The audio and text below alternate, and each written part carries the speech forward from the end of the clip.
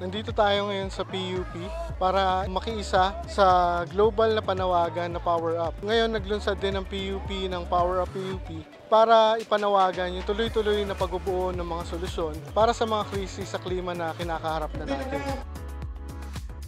Isa po ako dun sa sumali dun sa painting, and habang nagpipaint po kami, na-realize ko po na sa lahat ng bagay kailangan po ng pagkakaisa. I encourage po na magkaisa po tayo para protektahan ang ating kapaligiran.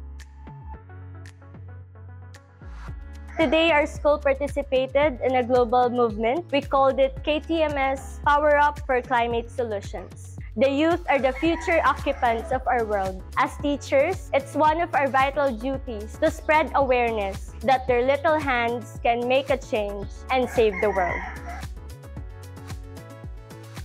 If we do all our part, we can rebuild a healthy and good environment.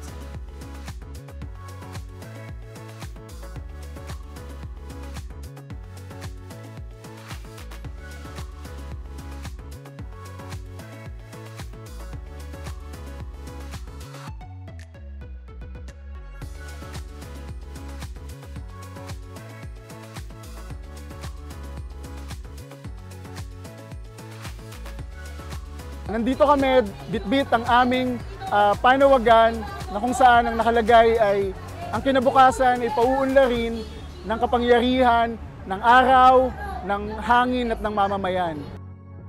We need to power up for climate solutions.